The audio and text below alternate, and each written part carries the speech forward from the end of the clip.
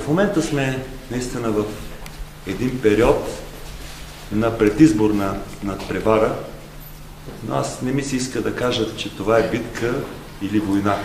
Да ви кажа, това, което днес става тук, е едно благородно изключение, което трябва да намери вашата подкрепа и да продължим нататък. Има и още нещо, което бих искал да кажа, че не бива да се сменя този кмет, който сега има Свищов. По никаква причина. Защото той е градивен човек, той е който мисли за красотата на града и изобщо за красотата, каквото е културата и изкуството. Значи, от предното ми излияние става ясно, че нас не управляват такива невежи хора, които 5 пари не дават за хората на изкуството, а тук е тъкмо обратното. Тук е тъкмо обратното и има доказателства, които си личат, поставени тук и там. И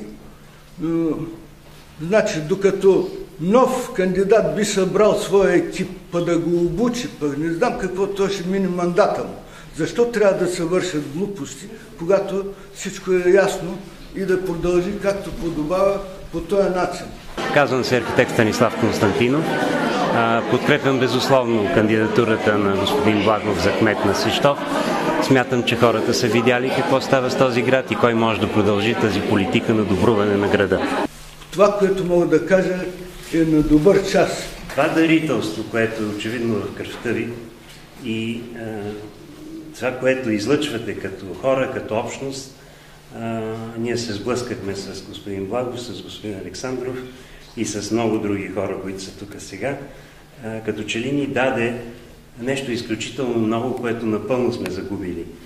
Тази човечност, тази съпричастност, това отношение към хората на изкуството. Искам да ви кажа, че не става въпрос да пренесем това, което не се случи в София, тук, но като че ли съдбата се намеси по един категоричен начин, дай Боже, това нещо да си дойде на мястото пред къщата на Алего. Изразявам огромната си благодарност за подкрепата